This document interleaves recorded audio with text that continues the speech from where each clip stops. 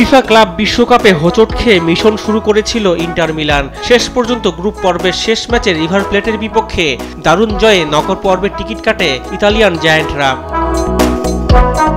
লুমেনফিল্ড স্টেডিয়ামে ম্যাচের শুরু থেকেই আধিপত্য দেখায় ইন্টার মিলান। তবে রিভার প্লেটে জমাট বাঁধা রক্ষণের কারণে প্রথমার্ধে আর গোল আদায় করতে পারেনি তারা।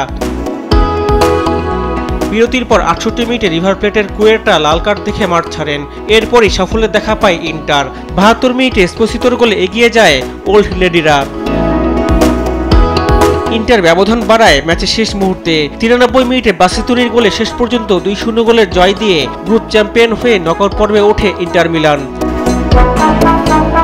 আরেক ম্যাচে উরাওয়াকে ৪-০ গোলে হারিয়ে শেষ ১৬তে উঠেছে মন্তেররেই। ম্যাচের প্রথমার্ধেই ৩-০ গোলে এগিয়ে যায় মেক্সিকান ক্লাবটি। আর ম্যাচের শেষ দিকে আরও একটি গোল পেলে সহজ জয়ে শেষ ১৬ নিশ্চিত করে মন্তেররেই।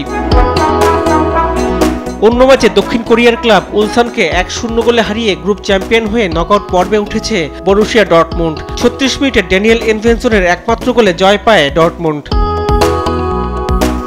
এই গ্রুপের আরেক ম্যাচে ম্যামেলোদি সাউন্ডার্সের সঙ্গে গোলশূন্য ড্র করে গ্রুপ রানার্স আপ হয়ে রাউন্ড অফ 16-এ উঠেছে Brazilian club Fluminense. Rifat Anjum, দেশ টিভি, স্পোর্টস ডেস্ক।